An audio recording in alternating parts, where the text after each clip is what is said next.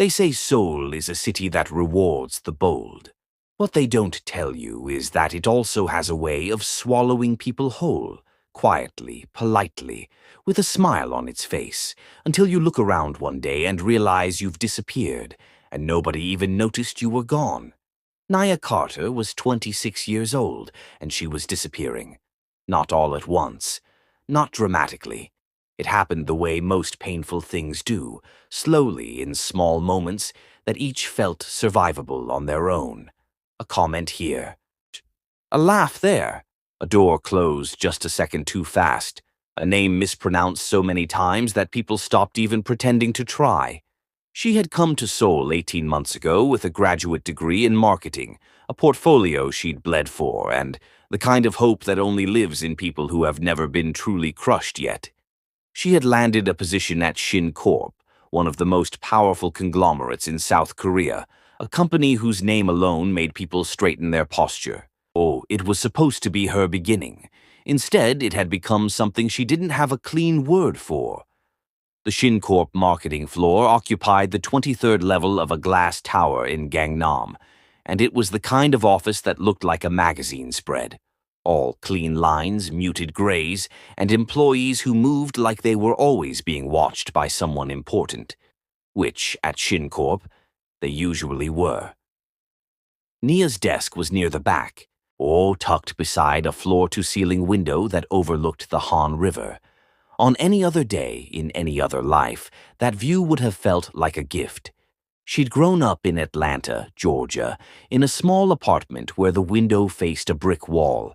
Seoul's skyline should have felt like proof that she'd made it. Instead, she sat at that desk every morning and felt like a woman trying to convince herself that the cold wasn't cold. Nia. The voice belonged to Park Sojin, senior coordinator, immaculate Bob, the particular kind of beautiful that came packaged with cruelty and knew it. Sojin stood at the edge of Nia's desk with a tablet in one hand and a coffee she hadn't offered to share in the other. The Lux Cosmetics deck, Sojin said. Do you have it? Nia pulled up the file on her screen. I finished it last night. I was going to present it in the team meeting this afternoon. I'll take it now. Sojin held out her hand. Not a request. Nia looked at her. Something small and exhausted moved through her chest. Sojin, that deck took me 3 weeks. I'd like to present it myself.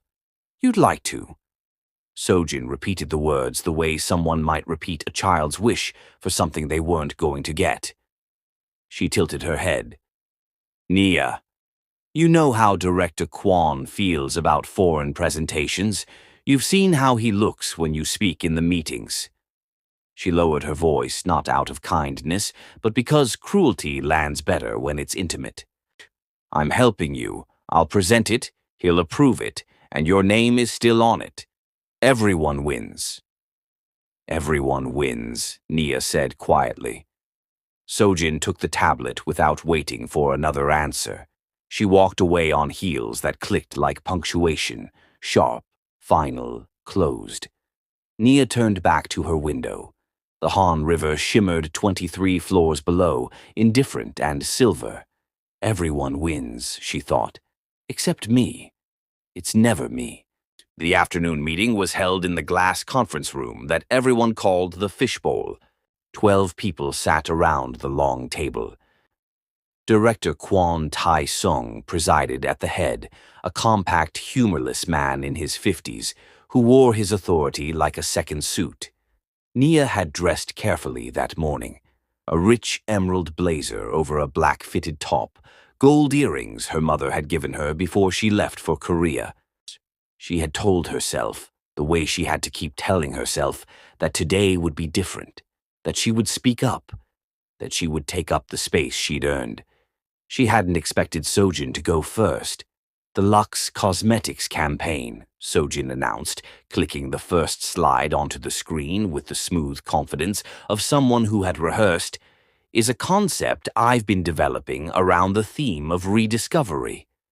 Nia's hands went still in her lap.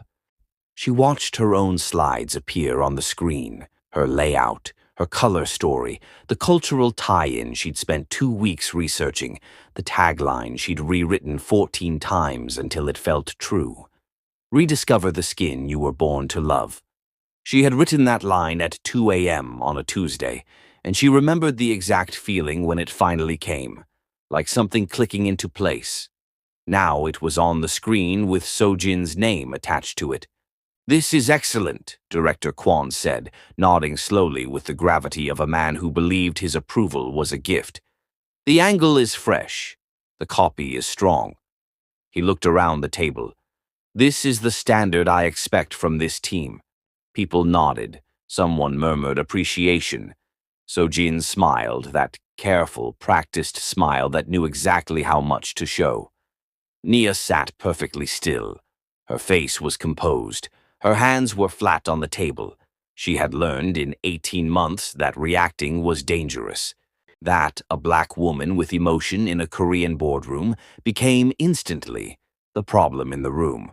So she breathed. She kept her face neutral. She filed away the burning in her chest for later, for the walk home, for the privacy of her apartment where she was allowed, finally, to feel things. "Carter." Director Kwon's voice hit her like a finger snap. She met his gaze. "The secondary brief, the youth demographics sub-campaign. Where is it?" "It's on track," she said. "I'll have it by Friday." He studied her with the particular look she'd come to know well. Not hostility exactly, more like inconvenience, like she was a task he hadn't scheduled. "Make sure it is. We can't have delays from every corner of this team." Every corner. The corner, of course, being her, someone near the end of the table. She didn't look to see who, let out a small sound. Not quite a laugh. Close enough. The meeting moved on. Nia didn't speak again. She was still at her desk at 7:15 p.m. when most of the floor had emptied out. The cleaning crew had come and gone. The overhead lights had dimmed to their after-hours setting, leaving pools of warm gold across the desks. Outside the window, Seoul had turned into a city of lights, electric and restless and beautiful in the way that cities are when you're watching them from the outside. She was staring at a blank brief document when she heard it. A shift in the air, a change in the quality of the silence. Then voices. Urgent, low, the particular register of people who are suddenly, acutely aware that something important has entered the building. She heard the elevator doors open. She heard heels and hard-soled shoes moving quickly across marble. And then she heard nothing, because the person who had just stepped onto the 23rd floor had that effect on spaces. He silenced them just by existing in them.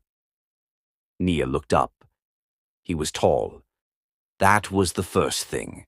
Tall in a way that reorganized the room around him. He wore a dark suit with no tie, the collar of his white shirt open at the throat. And on anyone else that might have looked casual. On him it looked like a choice made by someone who had never once needed to prove anything to anybody. His face was sharp-boned and still, and his eyes, even from across the floor, were the kind of dark that didn't give anything away for free. Haneul Shin. Or Nia had seen his photograph. Everyone who worked at Shin Corp had seen his photograph. But photographs had done him a particular injustice. They captured his features and missed entirely the weight of him. The way a room recalibrated when he was in it. The way even the air seemed to decide to behave. He was flanked by 2 aides who were nearly jogging to keep pace with his walk. He was looking at something on a document, reading while he moved with the ease of a man who had long since stopped finding the world difficult to navigate. He was not supposed to be here. The CEO of Shin Corp did not make unannounced visits to the marketing floor at 7 p.m. on a Wednesday. It didn't happen. It had never happened, according to everyone Nia had spoken to in 18 months. And yet, he stopped, not gradually, not slowing down first. He simply stopped, the way a person stops when something catches them that they weren't expecting to be caught by. His eyes were on her desk, on her screen, on the presentation slides still open, Her slides, her campaign, the Luxe Cosmetics deck she had built from nothing. Pulled up because she'd been going back through them, quietly, the way you return to a wound. She hadn't noticed that her screen was visible from the main aisle. He had. The aides stopped behind him. One of them said something quiet. Haneul didn't respond. He was reading her screen, really reading it, with the focused attention of someone who didn't skim. Then he looked at her. Not at her general direction, not a sweeping glance across the floor. At her, directly and with the full weight of eyes that were clearly accustomed to seeing exactly what they were looking for. Nia did not look away. She had spent 18 months making herself smaller. She had learned to fold herself down, on to apologize with her posture, to become easy to overlook. But something in the way he looked at her, not with cruelty, not with dismissal, but with a sharp, assessing attention that felt almost like respect, made her spine straighten on its own. She met his gaze and held it. Something moved across his face, too fast and too controlled to name. Then one of the aides touched his arm, murmured something about the schedule, and Haneul Shin looked away. He moved toward the director's office at the far end of the floor, disappearing through the frosted glass door without looking back. Nia exhaled. She hadn't realized she'd been holding her breath. She looked back at her screen, at her campaign, at the work that had been taken from her that very afternoon, credited to someone else, praised in a room where she sat invisible. Down the hall, through the frosted glass, she could see shadows moving. Voices, too muffled to make out. And then, clearly, so unmistakably, she heard Director Kwon say a name. Her name. Haneul Shin had asked about her. Nia sat very still in the dimmed light of a floor that had tried for 18 months to make her disappear. For the first time since she'd arrived in Seoul, she felt something she hadn't expected to feel in this building. She felt seen. There is a particular kind of power that doesn't announce itself. It doesn't raise its voice. It doesn't need to. It simply moves through the world and lets the world rearrange itself accordingly, quietly, efficiently, the way water finds the lowest point without being told where to go. Nia had grown up watching loud power, the kind that stomped and demanded and made sure you knew it was in the room. Her father had been that kind of man. Her first boss in Atlanta had been that kind of man. Even Director Kwon, in his small, humorless way, performed his authority like a man who needed the audience to confirm it was real. Haneul Shin was not that kind of man, and that, she was beginning to understand, was what made him dangerous. She found out on a Thursday morning, 3 days after he'd appeared on the 23rd floor like a weather event that rearranged the atmosphere and then left without explanation. She had arrived at 8:47 a.m., early, as always. Because arriving before the others meant a few minutes of quiet before the day became something she had to survive. She had set down her bag, settled her coffee, opened her laptop, and was reaching for her earphones when Park Sojin appeared at her desk with an expression Nia had never seen on her face before. Uncertainty. It sat on Sojin's features like a foreign language, uncomfortable, poorly fitted. See, the look of a woman who had operated from a position of confidence for so long that she had no practiced response for its absence. HR called me this morning, Sojin said. No preamble, no performance. Nia looked at her. Okay. There's been a review. Sojin's jaw tightened. Of the Luxe Cosmetics campaign, specifically regarding the origin of the concept. She paused, and in that pause, Nia could see the calculation happening behind her eyes. How much to admit? How much to deny? Or how to land on the version of this story that caused her the least damage? There are questions about the attribution. The office had begun to fill around them, keyboards clicking, the soft percussion of a regular morning. But in the small radius of Nia's desk, everything felt very still. Questions, Nia repeated. The campaign files have timestamps, Sojin said, and now there was something underneath her voice that Nia had never heard there before. Something that in a different woman might have been the beginning of an apology, but in Sojin came out instead as a kind of resentful admission. Your drafts are dated. The HR team has been... Someone flagged them. Nia said nothing. Sojin looked at her for a moment. Her mouth did something complicated. Then she turned and walked back to her own desk without another word, her heels making their usual sharp punctuation against the floor. But quieter now, somehow. Less certain. Nia turned back to her screen. She opened her email. At the top of her inbox was a message from the office of the group CEO, sent at 6:34 that morning. The subject line was 4 words. Reassignment. Effective immediately. Please report to the 38th floor at 9:30 a.m. The 38th floor was not a place that people from the 23rd floor went. This was understood without being stated. One of those organizational facts that lived in the atmosphere of Shin Corp rather than in any written policy. The 38th floor was where strategy happened, where the decisions that moved markets were made quietly, without ceremony, by people who had been chosen very carefully and who understood what it meant to be trusted with proximity to real power. The elevator required a different keycard. The receptionist on that floor was not the cheerful, largely decorative presence that greeted visitors on the lower levels.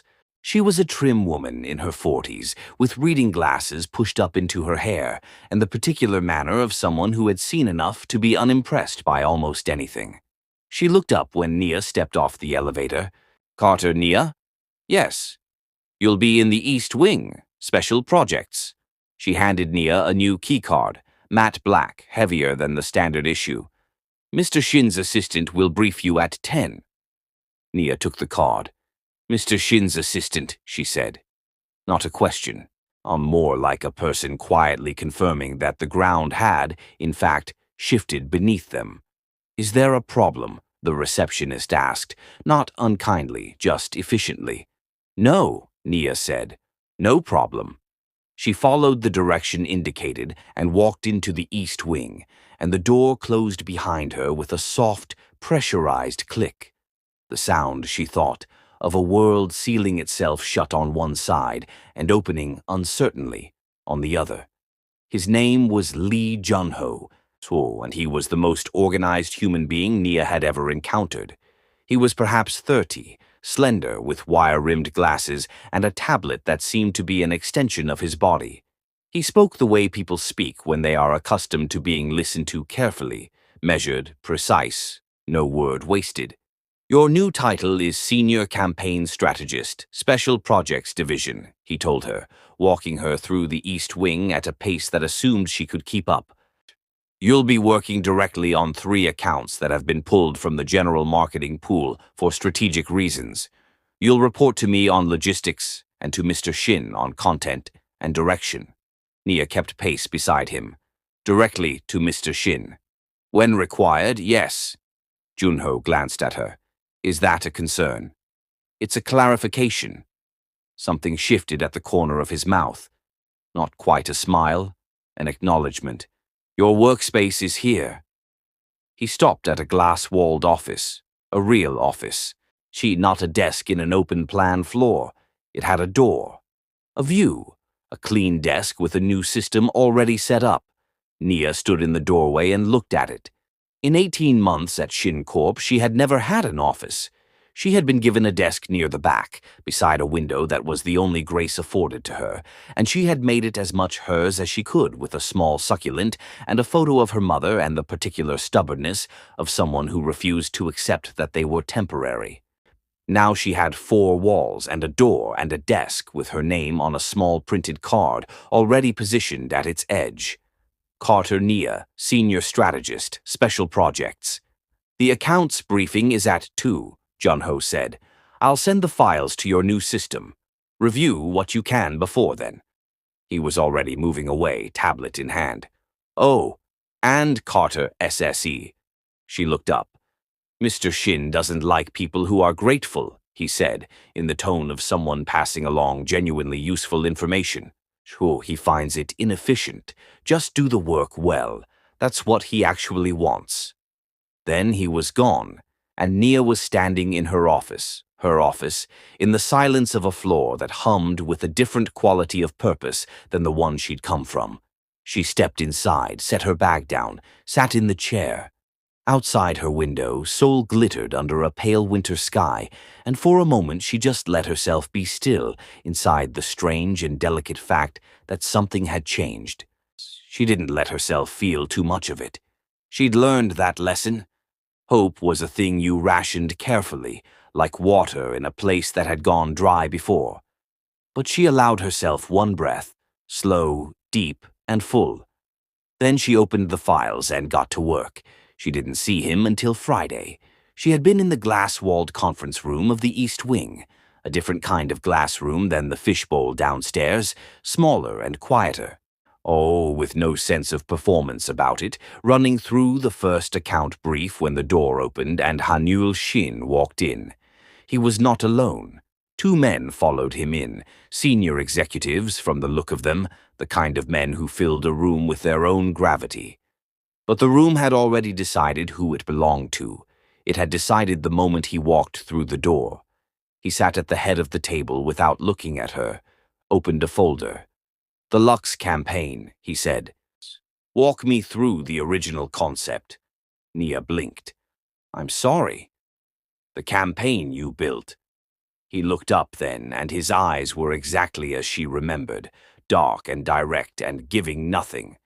"The one that was presented without your name on it. Walk me through it. From the beginning." The two executives were watching her. She became briefly aware of herself, of how she looked in this room, in this company, at this table. A black woman from Atlanta, Georgia, sitting across from the most powerful man in the building, being asked to perform the work that had been stolen from her as though the theft had never happened. She could feel the old instinct rising, to minimize, to soften, to package herself in a way that felt safe. To say, well, it wasn't exactly stolen, it was more of a miscommunication, and let everyone breathe easier. She didn't. The brief asked for a campaign targeting Korean women 25 to 40 in the premium cosmetics space, she said, her voice even and clear. The existing campaigns in that category were all aspirational in the same direction: Western beauty standards, lightening language, this idea that the product transforms you into something better than what you are. I thought that was the wrong angle. Tired and, honestly, harmful. She paused, just briefly. So I went the other direction. Rediscover the skin you were born to love. The idea was celebration rather than correction. The visual language pulled from traditional Korean aesthetics, pojagi textiles, the color philosophy of obangsak, but rendered in a contemporary way. Not nostalgia, recognition. The room was quiet when she finished. One of the executives wrote something down. The other was looking at her with an expression she couldn't read. Haneul Shin had not looked away from her the entire time she spoke. His face was still, not cold, exactly, more like composed, controlled in the way of someone who had trained themselves to let nothing out that they hadn't decided to release. "The color philosophy sourcing," he said. "How long did that research take?" "About a week. I wanted to make sure I wasn't reducing it. I spoke to a textile historian at Hongik University." She met his gaze. "I take my research seriously." Something shifted in his expression. It was small, a fractional movement at the corner of his eyes, the kind of thing you'd miss if you weren't paying attention. "I know," he said, simply, factually, as though he had already verified this independently and was now merely confirming it aloud. He looked back down at his folder. "The account you're currently on, the Hanwha retail rebranding. I want a preliminary direction by Wednesday. Not a full deck, just the strategic spine. 3 pages maximum." He turned to one of the executives. "The trademark filing on the Jeju subsidiary." And just like that, she was no longer the subject of his attention. The meeting moved on, around her and past her, and Nia sat at the table and understood that she had just been assessed. Not praised, not welcomed, assessed. The way a person assesses a tool they are considering trusting with something important. She found, to her own surprise, say that this bothered her less than being invisible ever had. The weeks that followed were unlike any she had experienced at Shin Corp. The work was harder. The pace was different, not the performative busyness of the 23rd floor, where people created the appearance of productivity as much as the thing itself, but a real, dense, purposeful rhythm that assumed you could carry your own weight. Junho was exacting and fair. The small team in the East Wing was quiet, competent, and almost entirely uninterested in hierarchy theater. Nobody asked Nia to fetch coffee. Nobody mispronounced her name twice. She was not naive about why she was there. She understood that Haneul Shin had not reassigned her out of kindness. He didn't strike her as a man who operated from kindness, or at least not kindness as a first language. He operated from utility, from precision, from the unsentimental recognition of value. She had value.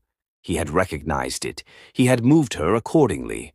It was not romantic. It was not warm. But it was, in its own cold-blooded way, the most honest thing anyone at this company had done for her in 18 months. And she respected honesty, even when it came in difficult packaging. He called her into his office on a Tuesday evening in late November, when the floor was quiet and the city outside his floor-to-ceiling windows had turned into a dark grid of light and movement. His office was not what she'd expected. She'd imagined the standard architecture of corporate power, imposing desk, artwork chosen for status, the visual vocabulary of a man who wanted you to feel small. Instead, it was spare, functional. A large desk, clean except for a laptop and 2 open folders. A single shelf of books. She clocked the titles reflexively, strategy texts, a few works of history, 1 novel she recognized and hadn't expected to see here, a low table near the window with 2 chairs. He was standing at the window when she entered, hands clasped behind his back, looking at Seoul the way she sometimes looked at it, not with ownership but with a kind of long, private attention. "Sit," he said without turning around. She sat. He turned eventually and took the chair across from her, not his desk chair, the window chair, which meant this was not a formal meeting. She filed that away. "The Hanwha direction," he said. "I sent it to Junho this afternoon." "I read it." He held her gaze. "It's the right instinct. The execution in the second section is underdeveloped." She nodded once. "I know. I flagged it in my notes. I wasn't satisfied with it either." He looked at her for a moment. "Most people don't admit that." "Most people are afraid of you," she said. And then, because it had already left her mouth and there was no retrieving it, "I'm not unaware of the wisdom of being afraid of you. I just find that it gets in the way of the work." The silence that followed was the kind that could go several directions. Haneul Shin looked at her steadily. And then, quietly, briefly, like sunlight through a shutter that had been closed a long time, he almost smiled. "Fix the second section," he said. "I want the full deck Thursday." "You'll have it Wednesday," she said. He picked up one of the folders on the low table. Meeting over, by the architecture of his attention. She stood, gathered herself, moved toward the door. "Carter, SSC?" She stopped. "The historian at Hongik University," he said, not looking up from the folder. "The one you consulted for the Lux research. Send me the contact information." She turned to look at him. He was reading the folder. His face gave nothing. "Okay," she said. She walked out. The door closed behind her. In the elevator on the way back to the East Wing, so she stood in the mirrored silence and looked at her own reflection. And she noticed something. She was standing differently than she had 3 weeks ago. Straighter, fuller. Not larger in the way of arrogance, but larger in the way of a person who has remembered, recently and with some surprise, that they take up space because they are real. The elevator opened. She stepped out. She had a deck to finish. Meanwhile, on the 23rd floor, Things had curdled in the particular way of places where the wrong people have been comfortable for too long. Sojin had been formally reviewed. The Lux campaign attribution had been corrected in the official record, Nia's name restored to the work that had always been hers. It hadn't come with an announcement or a ceremony. ShinCorp didn't do things that way. It had simply happened, quietly and conclusively, in the manner of an organization whose CEO had decided that something needed to be different. But the correction had landed on the 23rd floor like a stone dropped into still water. The circles were still moving. Nia heard about it third hand, through Junho, who relayed information the way he did everything, efficiently and without drama. "There's talk on the lower floors," he told her one morning, refilling his coffee with the air of a man discussing weather. "About your reassignment. About the review. People are recalibrating." "Recalibrating," she repeated. "That's one word for it." He looked at her over his glasses. "Some of them are angry. Some of them are scared. A few are both." He paused. "It doesn't matter, but I thought you should know." Nia considered this. The people who had mocked her, overlooked her, laughed at the small sounds that weren't quite laughs. They were now recalibrating around the fact that the man who ran this company had noticed her, not chosen her in any dramatic sense, not declared her worth, simply noticed and moved accordingly. She thought about what that meant, about the kind of world where a person's value to their peers shifted not because the person had changed, but because someone powerful had looked in their direction. It made her tired, and it made her angry, and underneath both of those things, in a place she didn't examine too closely yet, it made her feel something about Haneul Shin that she was not ready to name. The Wednesday she had promised him the full deck, she was at her desk at 6 a.m., not because she was afraid of missing the deadline, because the work had its teeth in her, the real specific pleasure of a problem she was built for, the part of the job she had always loved in the years before this place had tried to grind that love down to dust. She was still there at 9 p.m. When she finally sent the file to Junho, she sat back in her chair and looked at Seoul doing what it always did, being bright and relentless and alive outside her window, and she allowed herself to feel the specific quiet satisfaction of work she was genuinely proud of. Her phone buzzed. An internal message from a name she had added to her contacts but hadn't yet received a direct message from. H. Shin. Received. I'll read it tonight. She looked at the message for a long moment, and then she typed back, "Let me know if the second section is still underdeveloped." She sent it before she could think too hard about it. 3 minutes passed. Then, "It won't be." Not a question. Not quite a statement of confidence in her. More like a fact he had already decided was true. Nia set her phone down. Something warm and inconvenient moved through her chest, and she didn't bother trying to name it tonight.